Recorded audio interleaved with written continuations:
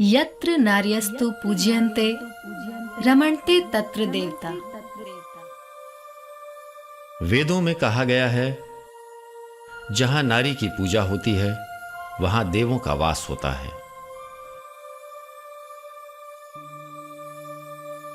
नारी की पूजा से हमारा तात्पर्य यहां नारी के सम्मान से ही है। वेदों के इस कथन की सार्थकता को मानने में कभी कहीं किसी भी तरह से दो मत नहीं है। देवभूमि उत्तराखंड, इसकी पावन धरती पर ही वेदों की रचना हुई। देवों का स्थान देवभूमि भी इसी धरा को कहा जाता है और आज भी यहाँ के जीवन शैली में नारी की भूमिका पुरुष से अहम ही है, कमतर बिल्कुल नहीं है। कालांतर में शायद नारी वास्तव में उतनी ही पूजनीय यहाँ रही होगी कि देवों को भी अपने प्रवास के लिए यही धरा रास आई और प्रकृति का भरपूर प्रेम और श्रृंगार भी इसे मिला। अर्थात वेदों का कथन उत्तराखंड की धरा पर अक्षरशः सत्य साबित होता है।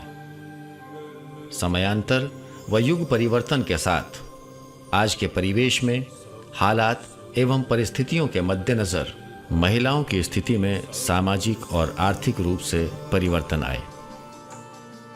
उत्तराखंड जो एक नवोदित राज्य है, 9 वर्ष पूर्व तक गत 50 वर्ष से अधिक आज़ादी के उपरांत उत्तर प्रदेश का भाग रहते हुए इस पर्वतीय क्षेत्र की जो लगातार अनदेखी हुई, उसी के फलस्वरूप यहाँ की सामाजिक संरचना में चरमराहट हुई और पहाड़ की जवानी का पलायन होने के कारण उसका जो दुष्प्रभाव सामाजिक विघटन और पारिवारिक टूटन के रूप में सामने आया, जिसका विपरीत प्रभाव पहाड़ की महिलाओं को भुगतना पड़ा।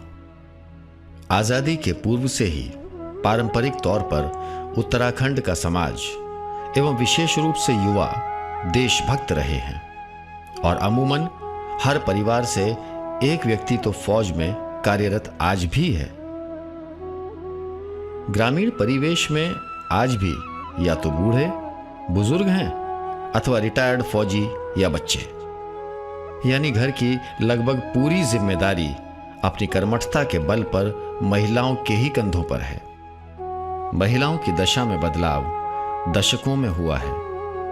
उत्तराखंड बनने से पूर्व यहाँ के उपलब्ध संसाधनों का दोहन तो तत्कालीन प्रदेश सरकारें करती रहीं, लेकिन यहाँ के दरकते पारंपरिक और सामाजिक ढांचे की तरफ किसी ने ध्यान नहीं दिया।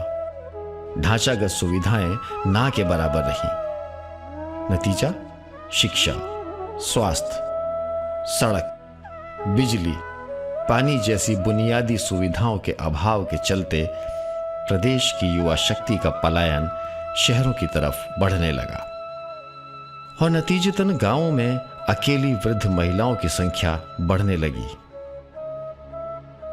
जो अपनी मिट्टी और ग्राम समाज के संस्कारों के जुड़ाव के चलते कहीं जाना नहीं चाहती थीं। कौन पूछता है किसे?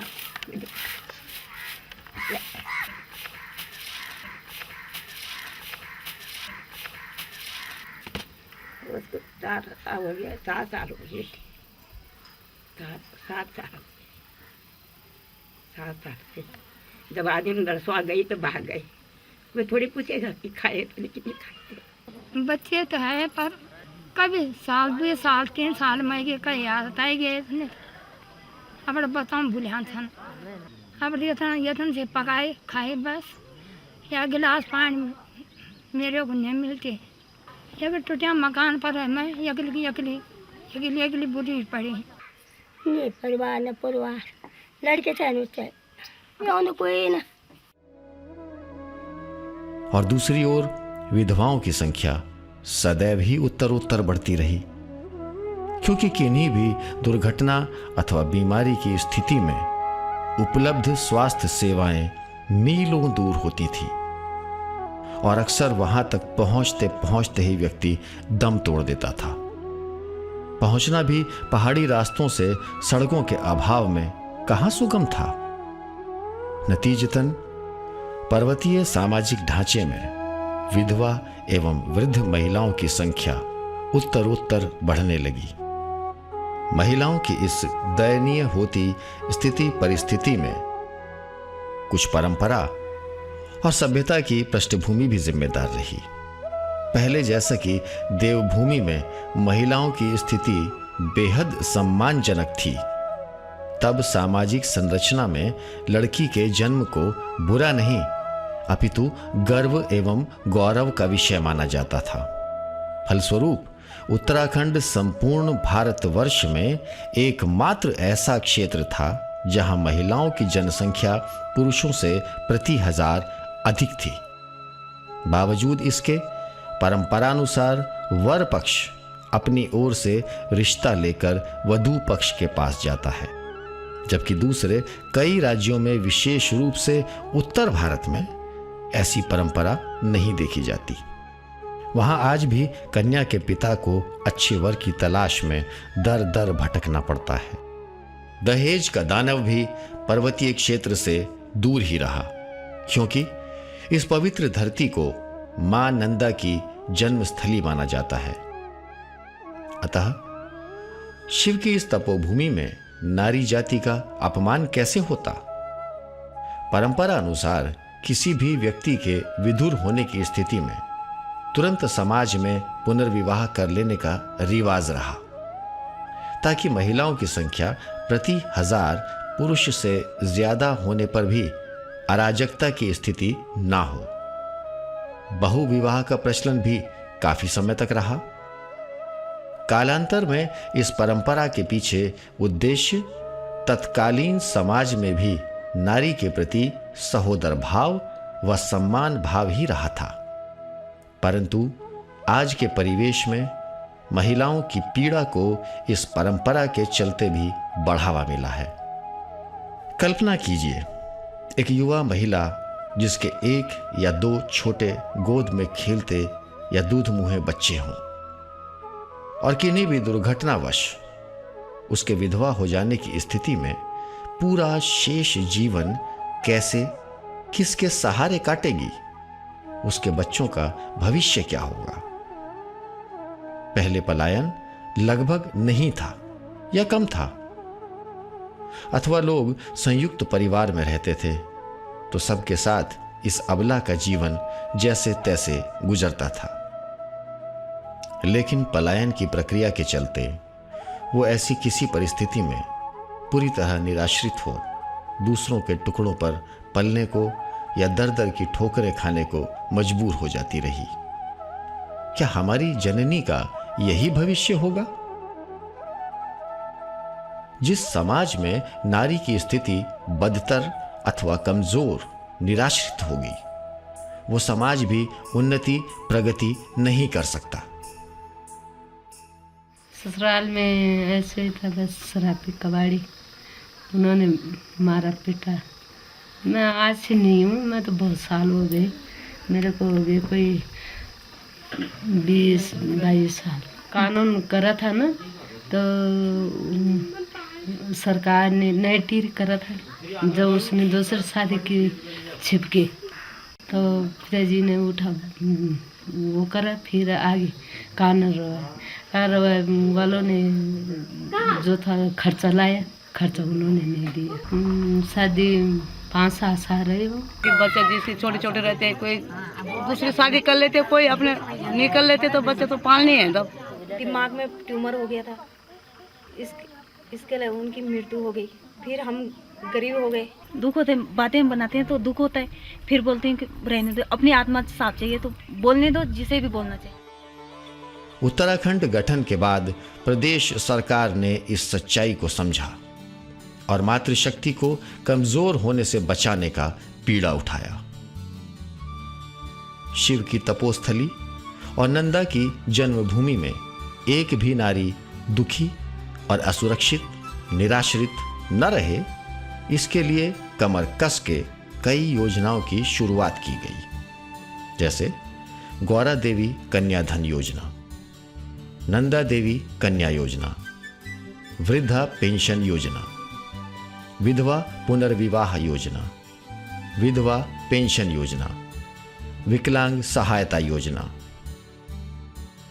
उत्तराखंड राज्य निर्माण के बाद से ही उपरोक्त योजनाओं पर सरकार की पहल ये दर्शाती है कि प्रदेश में माताओं, बहनों और बच्चियों के प्रति शासन का रवैया अति संवेदनशील है।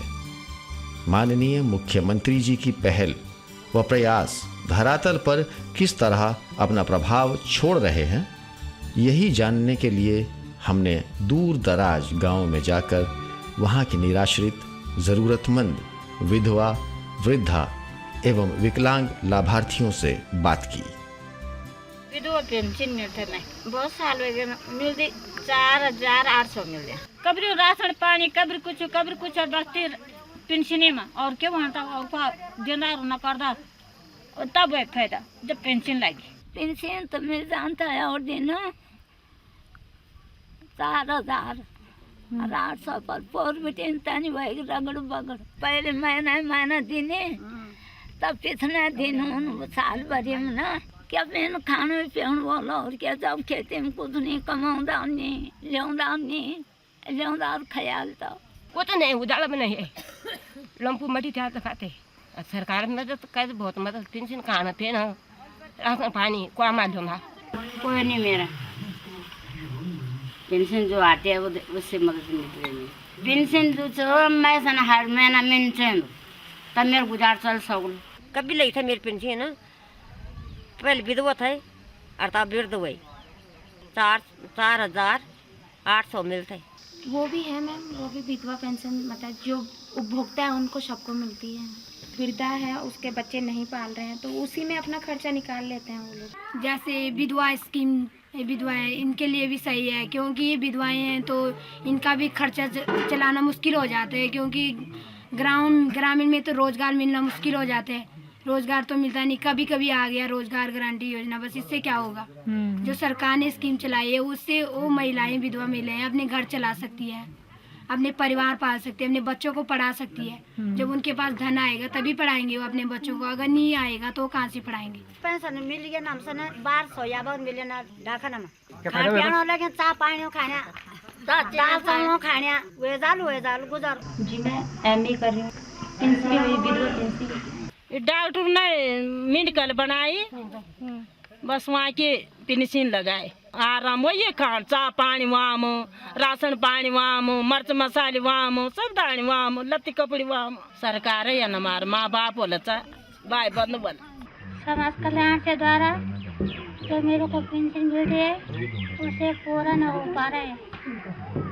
कपड़े और खाना पीना का तेल साबुन, राज्य सरकार जो मुझे पेंशन देते हैं धन्यवाद। पेंशन में आके बहुत बड़ी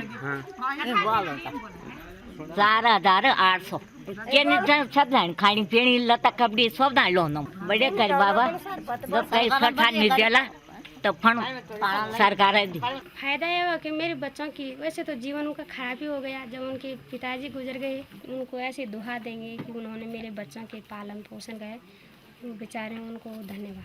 खाने का कहीं इधर उधर जाओ, ये आता है 3 महीने में 1200 रुपये, महीने की 400 आती है। ये हमारा यहाँ गांव में डाकखाना है ना, ये सामने पे यहीं पे आता है। अपने बच्चे पालना मुश्किल है, इसमें गए कहीं रोज़गार होता हमारा ये ऐसे हो जाता, कहीं रोज़गार के भाई हम मिल रहा है महीने में जैसे 200-400, कहीं 400 रुपया है तब महीने की, बस यही गुजारा है। हमारे पूरे दौरे में हमारा प्रयास रहा कि हम समाज के पिछड़े तबके तक पहुंच सकें। सरकार का जो उद्देश्य एवं लक्ष्य है कि समाज के अंतिम व्यक्ति तक सामाजिक सरोकार से जुड़ी योजनाओं का लाभ पहुंचे, विशेष रूप से महिला शक्ति के प्रति योजनाओं के क्रियान्वयन में जो तेजी एवं संवेदनशीलता का परिचय दिया जा रहा है, उससे आने वाले समय में उत्तराखंड के भविष्य की एक उज्जवल तस्वीर उभरती है। क्योंकि राज्य निर्माण के बाद से ही किए जा रहे प्रयासों का प्रभाव अब जमीन पर मूर्त रूप लेता दिख रहा है। आलोचक इस बात पर अक्सर शहरों या बड़े बड़े कार्यक्रमों में तर्क देकर भ्रम की स्थिति उत्पन्न करने की कोशिश करते हैं कि सरकार द्वारा प्रदत्त राशि नाकाफी है या समय से राशि लाभार्थी को प्राप्त नहीं होती। लेकिन शायद वो लोग ये भूल जाते हैं कि ग्रामीण अंचल में, दूर दराज क्षेत्रों में, जिन स्थानों तक पहुंचने में सड़क से आज भी 2 से 3 किलोमीटर और कई बार इससे भी ज़्यादा पैदल चलना पड़ता है, वहाँ उन बेसहारा ज़रूरतमंद महिलाओं की सुध लेने वाला कल तक कोई भी नहीं था। कई मामलों में उनके अपने भी जब उनका साथ छोड़ गए हैं, उनकी ज़रूरत खाने पीने के लिए काफ़ी हद तक आज भी प्रकृति या खेती और समाज के सहयोग पर निर्भर करती है।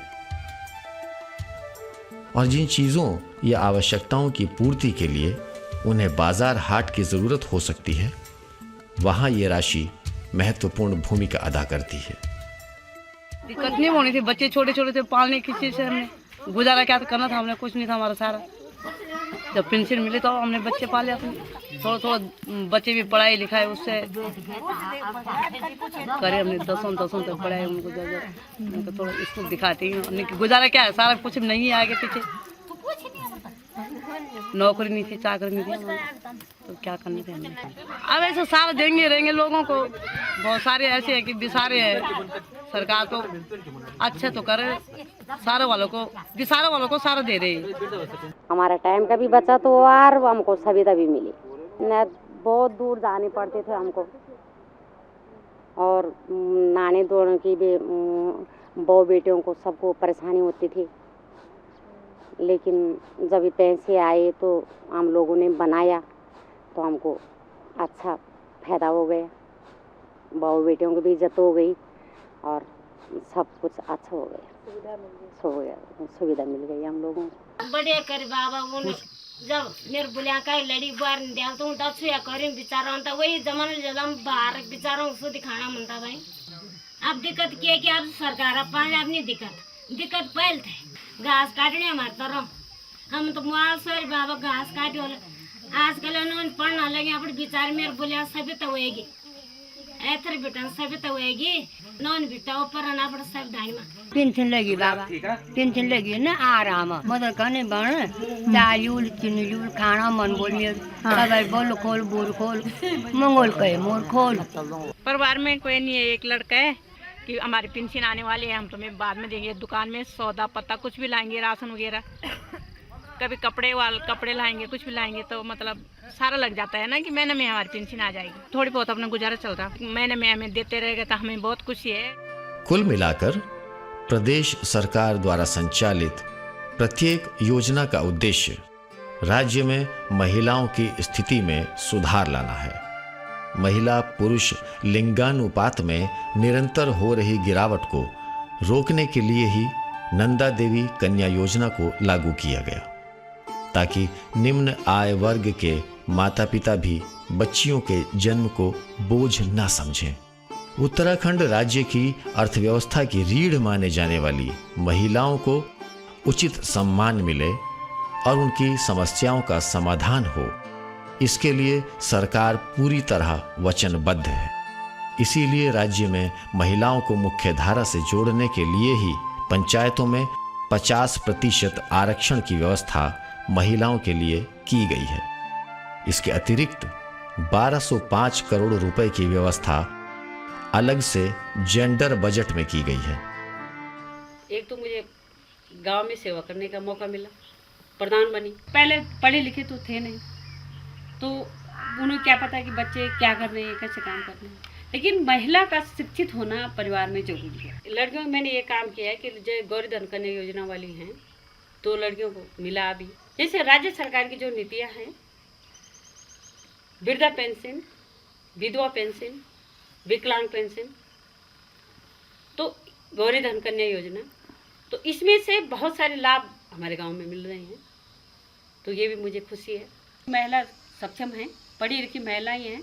पुरुष तो बहुत सारे लोग ऐसे भी हैं कि जो शराब में नशे में डूबे हुए हैं, लेकिन महिलाएं बहुत सक्षम हैं, वो अपने काम में आगे बढ़ रही हैं, वो पुरुषों को तो छोड़ रही वो।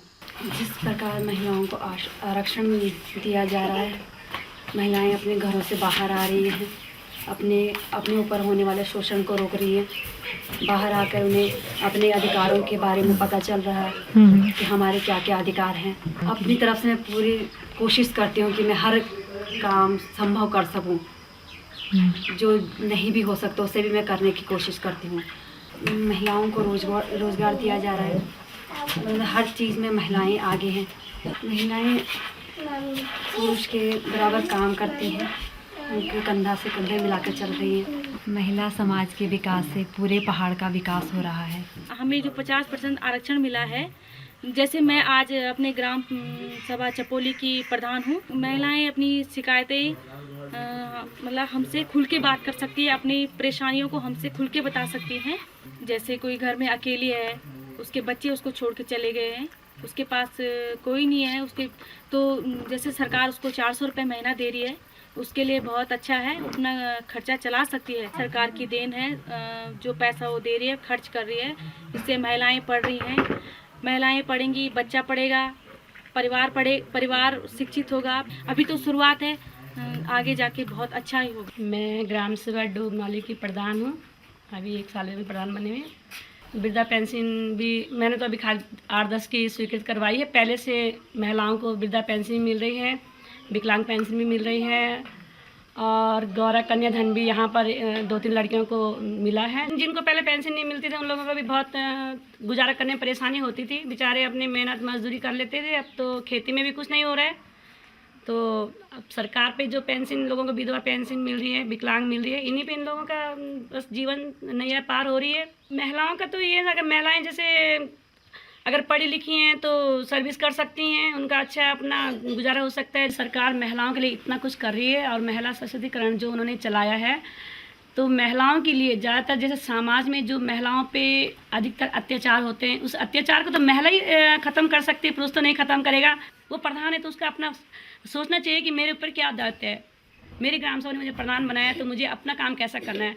अब पति काम करेंगे तो हमें तो कुछ पता नहीं चलेगा हम क्या कर रहे हैं। सभी महिलाओं से ये कहूँगी कि महिलाएं अगर उनके परिवार उन्हें राजनीति में उतारते हैं तो उन्हें पहले से ये बोलना चाहिए कि अगर मैं राजनीति में उतर रही हूँ तो मैं अपना स्वयं का काम स्वयं करूँगी। मैं यही कहती हूँ कि समाज के कल्याण के लिए, समाज के उत्थान के लिए, कोई भी बात समाज के आगे बढ़ने के लिए महिलाओं का जो है सशक्तिकरण होना बहुत ज़रूरी है।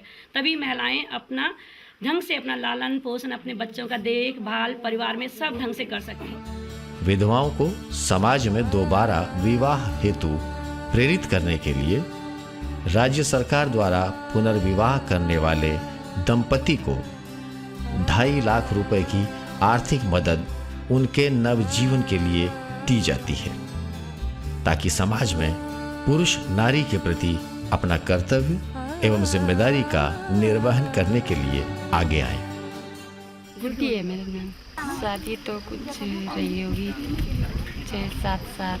परिवार में मेरे सास ससुर हैं और मैं हूँ, मेरे 3 बच्चे हैं। जेठ हैं, नीचे ही रहते हैं दिल्ली में। मदद तो नहीं करते, दूसरी शादी कैसे करते, बच्चे हैं 3 बच्चे, इनको कौन देखता। पेंसिल तो मिलती है, यही विधवा पेंसिल। चाहती हूँ सर बच्चों का अच्छा भविष्य हो, पढ़ी लिखी होती तो कुछ आगे सोचती है, अनपढ़ हूँ क्या कर सकती हूँ, तब ना घर का खर्चा चल जाता है और कुछ नहीं। थोड़ा बहुत बच्चे स्कूल पढ़ा देती हूँ, थोड़ी सी बस उनकी फीस वास चल जाती है थोड़ा सी।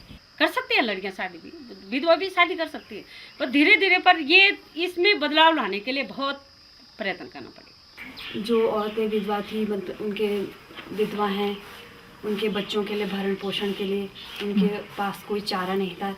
सरकार ने उन्हें पेंशन दी, उन्हें अपने घर चलाने के लिए, काफ़ी वो बच्चों को पढ़ाने के लिए।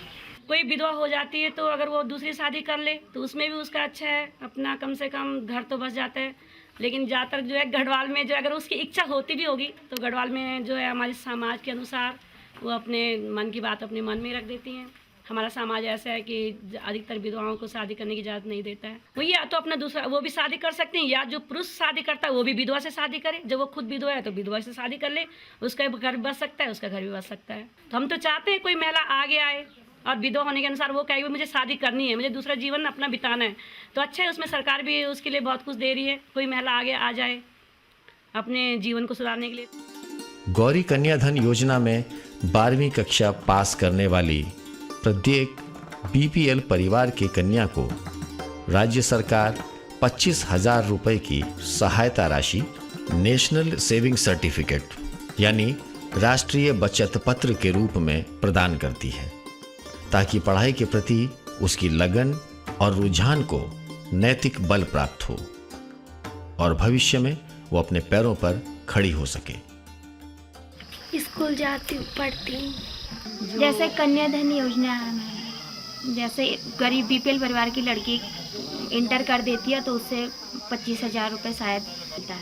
काफ़ी प्रोत्साहन मिलता है मैम। जैसे जो लड़की पढ़ना चाहती है और उसके परिवार वाले उसे नहीं पढ़ाना चाहते हैं, लेकिन पढ़ना चाहती है तो मैम तो उसकी हर ख्वाहिश पूरी हो सकती है। मतलब ये ख्वाहिश पूरी हो सकती है कि मैं पढ़ना चाहती थी और मैंने इस पैसे से पढ़ाई की। जो गौरी कन्याधन है उससे लड़की अपनी पढ़ाई कर सकती है, अपने पैरों पे खड़ी हो सकती है। इतने गवर्नमेंट करती है कि हम देंगे पैसा, पढ़ाओ बच्चा लड़कियों को, और लड़कियों के लिए पैसा भेजती है, लड़कों के लिए नहीं। लड़कियों को पढ़ाना चाहिए ताकि वो भविष्य में कुछ काम कर सके, अपनी कम से कम अपने लिए, किसी के लिए नहीं, अपनी फैमिली के लिए तो वो काफ़ी वो हो सकती है। एक ज़्यादातर ग्रामीण इलाकों में ये सोचा जाता है कि लड़कियों को मत पढ़ाओ। हमारे यहाँ से हम केवल 3 लड़कियाँ पढ़ती हैं, बस 3-4, वो भी 2 रेगुलर है, बस मैं एक प्राइवेट हूँ। तो इसीलिए ये नहीं पढ़ाते कि लड़की क्या करेगी, पढ़ के घास ही काटेगी बस, और क्या करेगी। सरकार इस बात को समझती है कि लड़कियों को पढ़ाना चाहिए, इसीलिए उन्होंने ये योजना दी है। तो ये हमारे ग्रामीण इलाके में नहीं समझते लोग, तो ये समझाना चाहिए। जैसे हम पढ़ेंगे आगे तो वो कहेंगे चलो भाई इनकी लड़की पढ़ गई तो हम भी पढ़ा सकते हैं अपनी लड़कियों को। इससे हमारे गाँव का भी विकास होगा, क्योंकि जैसे हम इस साल 3 चले गए तो अगले साल हो सकता है 6 चले जाएं। सरकार गरीब लड़कियों को आगे पढ़ने का मौका दे रही है।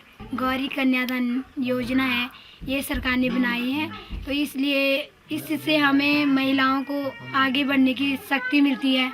बीएड कर सकती हूँ जिससे मैं टीचर बन जाऊँ, या अपने गांव, अपने घर की स्थिति सुधार सकूँ, अपने परिवार की मदद कर सकूँ और अपना भविष्य सुधार सकूँ। कामकाजी महिलाओं को सहारा देने के लिए आंगनबाड़ी केंद्रों में 3 से 6 वर्ष के बच्चों को माता समिति के माध्यम से स्वास्थ्यवर्धक, पौष्टिक, पकाकर बनाया हुआ ताज़ा खाना प्रदान किए जाने की व्यवस्था है।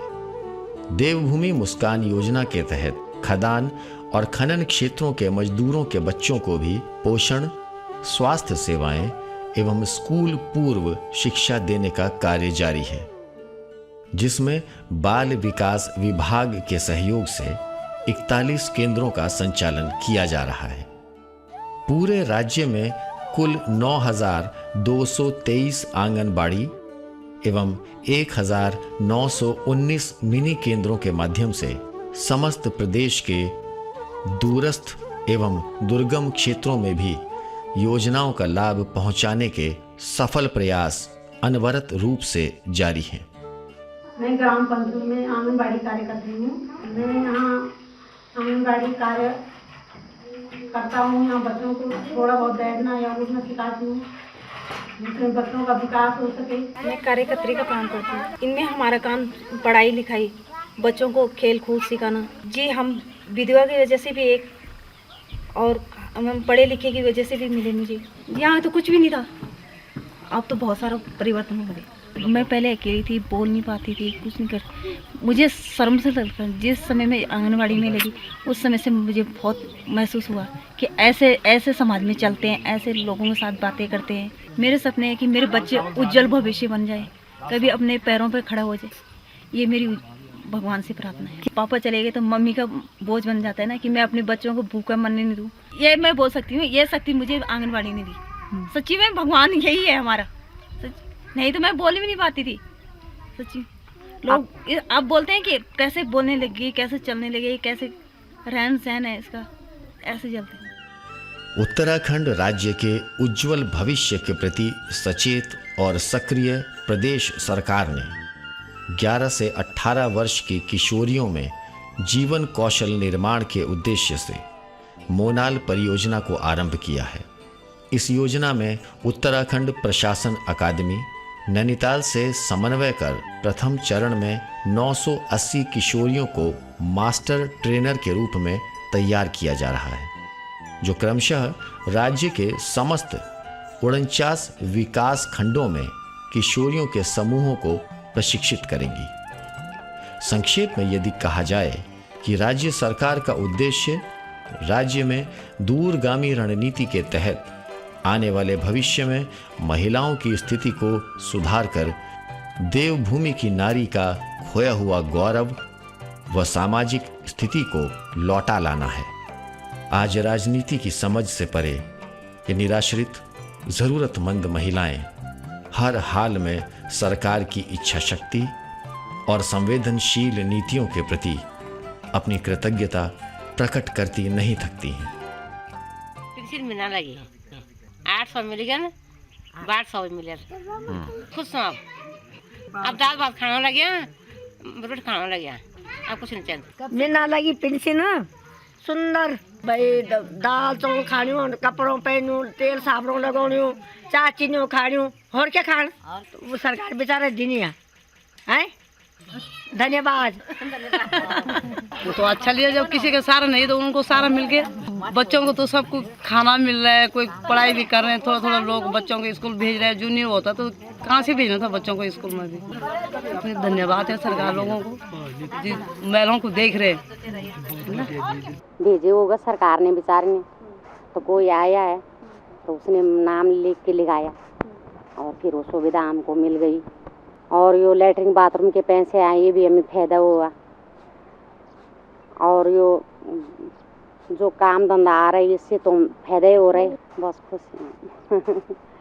हम ऐसे चाहते हैं सरकार हमको गरीब गुरबों को ऐसे देते रहे, हो थोड़ी आगे बढ़ते रहे हम। अच्छी बात है जो वो तो धर्मन बेचारा कन्या, बहुत धर्मन कन्या जो बहुत खुश होना गुजारी अब भगवान अमुता सरकार के ना लगी उनका पिछाड़ पानी और खाना, उनका पिछाड़ी 2 पैसा देखना।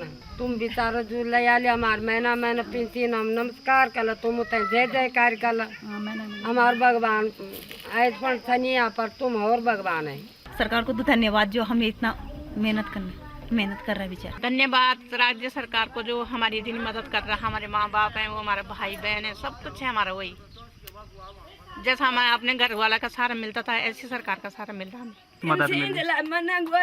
खुशी बात है सरकार या गोल मना देने में बढ़िया था, खुशी बात है। जो सरकार 25,000 रुपये दे रही है तो मैं पढ़ सकती हूँ, मतलब मैं कुछ कोर्स कर सकती हूँ और टीचर बन के अपने घर परिवार को भी चला सकती हूँ।